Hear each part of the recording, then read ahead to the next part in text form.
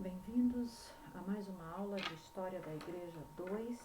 Estamos estudando sobre a Reforma Protestante. Na aula passada conhecemos como foi a Reforma na Alemanha e conhecemos um pouco do seu maior expoente, que foi Martinho Lutero. Na aula de hoje nós vamos estar estudando a partir da Reforma na Suíça e outros países mais. Então, como se deu a Reforma na Suíça? A reforma na Suíça começou com Ulrico Zwinglio, que nasceu em 1484, viveu até 1531. Ele foi um sacerdote católico também, obviamente, e ele começou a pregar o evangelho no ano de 1516, ou seja, antes mesmo de Lutero iniciar a reforma na Alemanha, antes mesmo de Lutero publicar as 95 teses, que foi em 1517, Ulrico Zwinglio já estava pregando o evangelho, a mensagem do evangelho na Suíça. Em 1517, ele se opôs à ideia de que alguém obtém perdão de pecados fazendo peregrinações. No ano de 1519, ocupou o importante púlpito da cidade de Zurique. Ele se casou e pregou contra o celibato, que era uma norma, uma regra da Igreja Católica. O que vale também destacar sempre é que todos esses reformadores, eles não criaram uma igreja para começar a sua reforma. Eles pretendiam que a reforma fosse na própria Igreja Católica. Lamentavelmente, como conhecemos, pelo pouco que já vimos anteriormente, a Igreja Católica não se sujeitava e não queria nenhuma reforma, queria seguir exatamente da forma como estava. E então, esses que entendiam a verdade do Evangelho e da Palavra de Deus não podiam continuar ali sendo omissos e concordando, sendo cúmplices das práticas abusivas e antibíblicas da Igreja Católica. Então, Ulrico Zwinglio se casou e pregou contra o celibato. Convenceu o conselho da cidade de suas ideias reformadas e se apoiaram na abolição da missa, na abolição da missa e das imagens. Então isso foi algo que essa foi uma mudança bem considerável que aconteceu na Suíça, especificamente na cidade de Zurique, porque o próprio conselho da cidade, que era um conselho obviamente político, apoiou as ideias de Zwinglio e a reforma que ele pretendia fazer. Finalmente, ele rompeu com Roma no ano de 1522. Agora, a reforma na Suíça não se limitou somente ao trabalho de Zwinglio. Houve outro expoente que foi importantíssimo na reforma na Suíça e depois em outros países. Nós vamos vê-los daqui a pouco.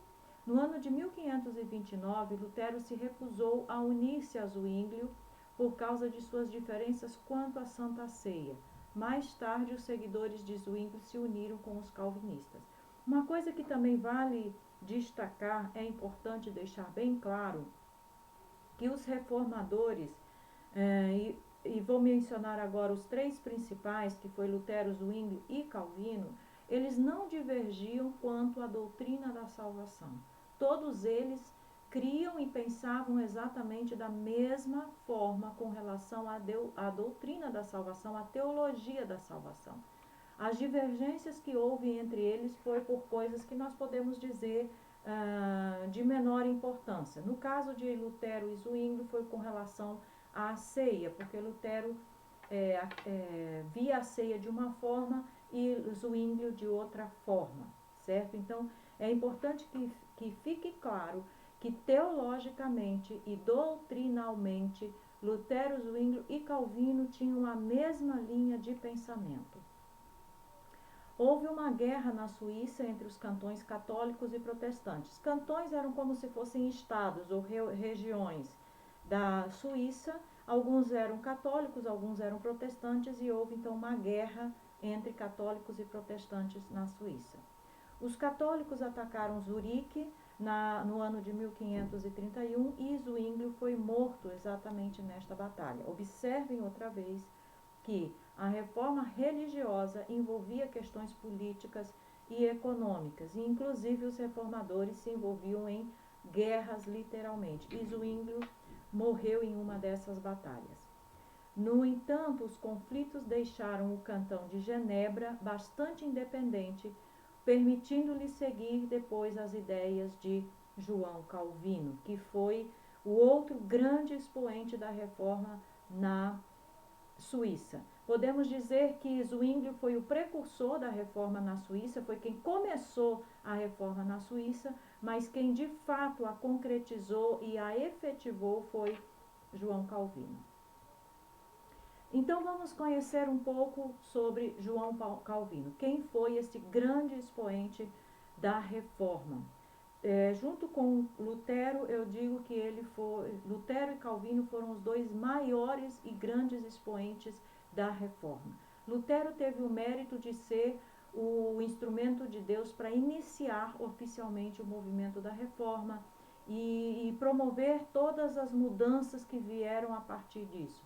E Calvino foi o grande instrumento de Deus para organizar, para registrar e para estruturar o pensamento e as ideias da reforma, com a sua obra famosíssima, conhecidíssima, que são as Institutas, ou os Institutos da Religião Cristã, onde ele organiza sistematicamente toda a teologia protestante ou toda a teologia reformada. Inclusive, Calvino é considerado o pai da teologia sistemática, porque foi o primeiro em organizar a teologia como nós conhecemos, doutrina de Deus, doutrina de Jesus, doutrina do Espírito Santo, da salvação do homem, do pecado, etc, etc. Calvino se converteu ao protestantismo. Vamos conhecer daqui a pouco um pouco mais da vida dele, mas eu quero destacar o ponto de como foi que ele se converteu. Obviamente ele também era católico, educado dentro do catolicismo, e ele se converteu ao protestantismo a partir dos pontos de vista de Lutero. Então ele foi influenciado pelas ideias e pelos ensinos de Lutero. E os pontos principais que o influenciaram foi a negação da autoridade da Igreja Romana, a importância primordial da Bíblia e a salvação através da fé e não das obras. Esses foram os pontos principais de Lutero que o influenciaram e o levaram à conversão. Também vale destacar que Calvino surgiu como reformador vários anos depois de Lutero. Ele era um francês, né? Calvino não era suíço, ele era francês, era muito estudioso e se converteu no ano de 1532 ou 1533, exatamente estudando a Bíblia. Então observe que Calvino se converteu ao protestantismo 20 anos praticamente, mais de 20 anos depois da reforma na Alemanha, depois que Lutero iniciou a sua reforma na Alemanha.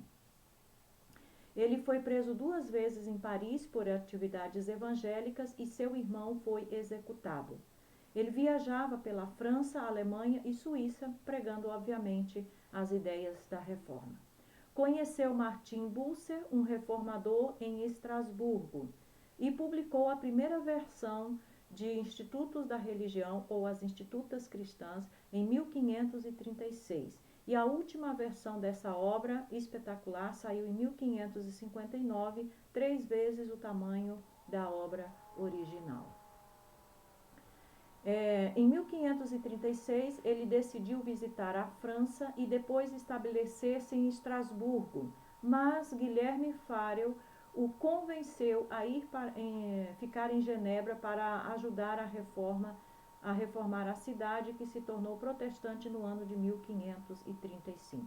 Vale ressaltar que a reforma que Calvino promoveu na Suíça e especificamente na cidade de Genebra foi uma reforma radical, a ponto de fecharem os bares, as casas noturnas, todo tipo de local que era contrário à Bíblia foram fechadas. Calvino não foi só o reformador religioso da cidade, ele também se tornou o governador político e o reformador político da cidade. E a obra que Calvino fez foi extraordinária, porque inclusive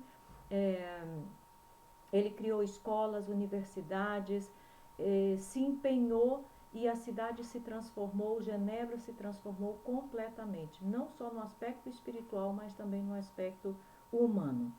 O conselho da cidade impôs leis estritas, mas com pouco efeito. Entre os anos de 1536 e 1538, os dois tentaram reformar a cidade, mas foram desterrados, Farel e Calvino. Partiram para Estrasburgo, onde Calvino pastoreava uma congregação de refugiados franceses.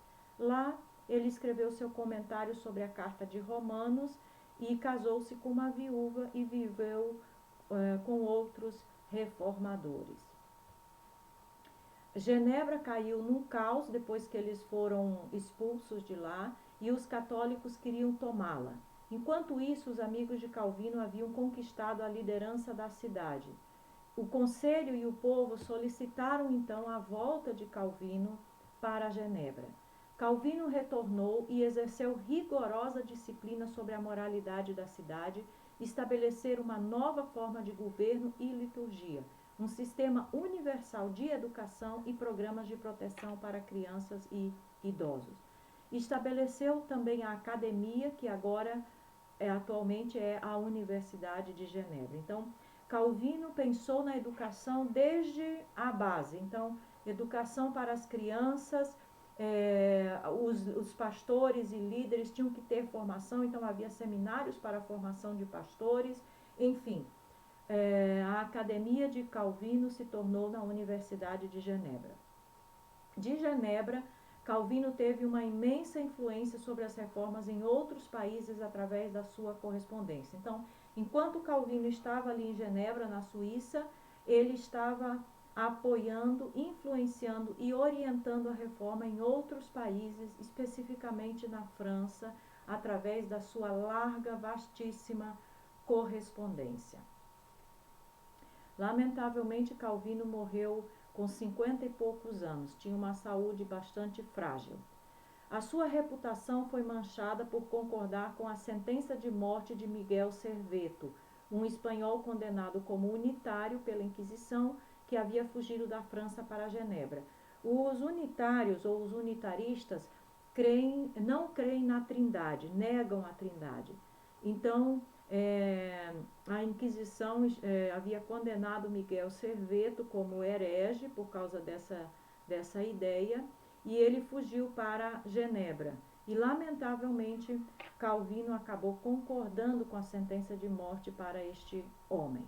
Calvino preparou as acusações contra Serveto e os líderes de vários cantões concordavam que ele era digno de morte. Contra suas próprias leis, o Conselho de Genebra o condenou a morrer na fogueira.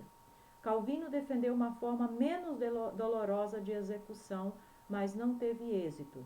Esse incidente foi muito lamentável, mas era típico da época.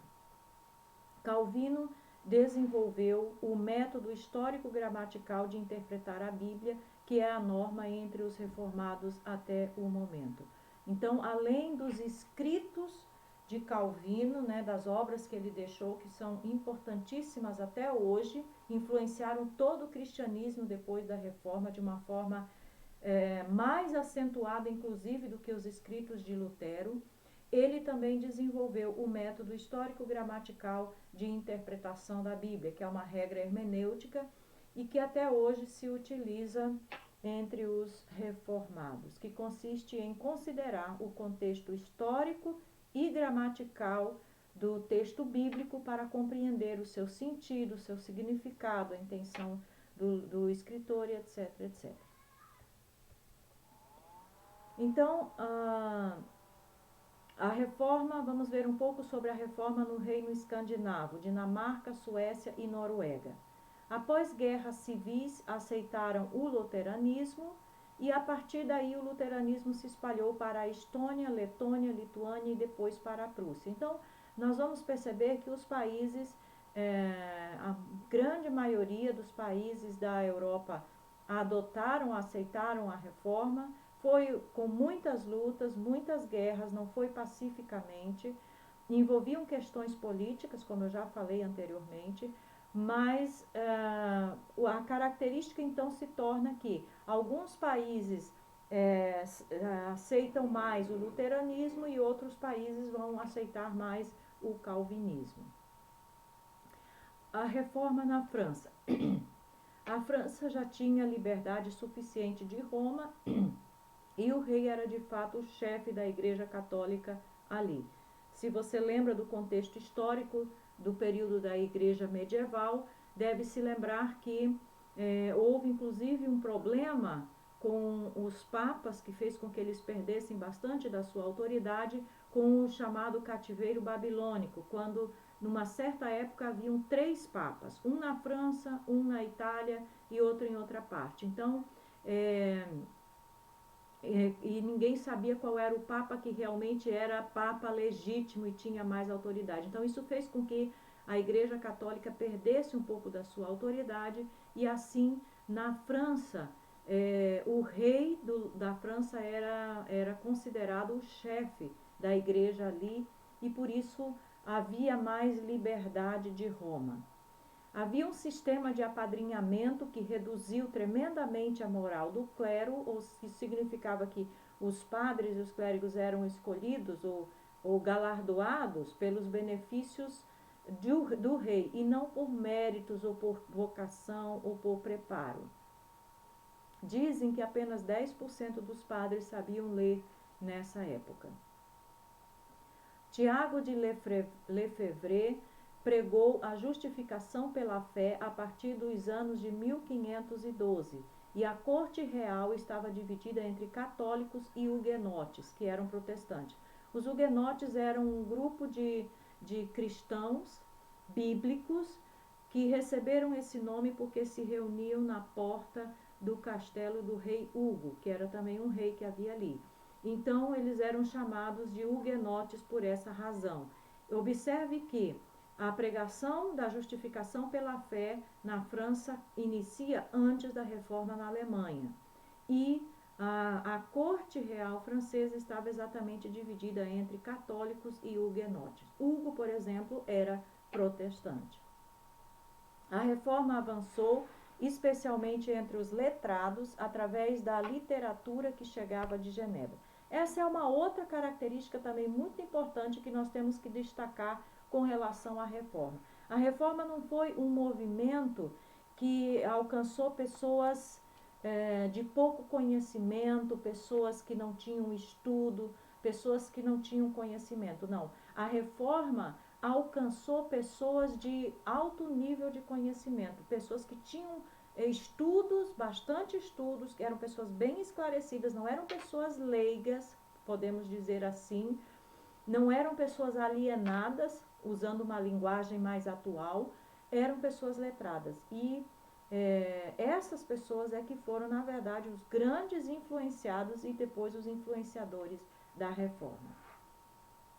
Em 24 de agosto de 1572, no dia de São Bartolomeu, ou na noite de São Bartolomeu, aproximadamente 20.000 huguenotes e quase todos os seus líderes foram mortos. Então, foi uma armadilha, né, que foi feita por ordem de uma rainha católica, Catarina, que odiava, obviamente, os protestantes.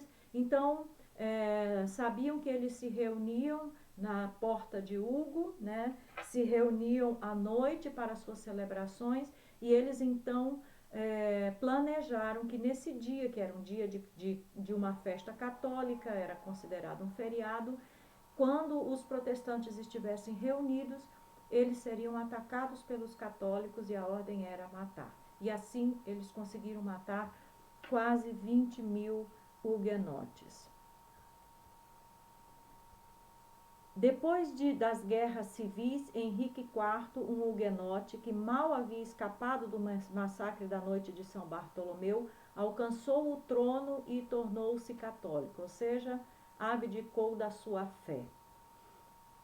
Em 1598, decretou o Edito de Nantes, que dava tolerância aos huguenotes, que começaram a crescer e prosperar novamente. No ano de 1685, seu neto Luís XIV revogou o decreto, o Edito de Nantes, e milhares de huguenotes fugiram para a Inglaterra, Holanda, Prússia e América.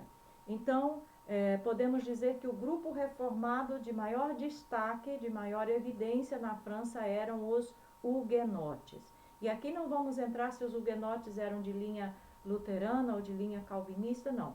Eram protestantes e seguiam os princípios bíblicos, eram cristãos bíblicos e, na verdade, nós temos que reconhecer que todos os intentos de reprimir a reforma, assim como as perseguições na igreja primitiva e na igreja perseguida, favoreceram para que as ideias da reforma e o cristianismo, a verdade bíblica, o evangelho, chegasse a muitos outros lugares.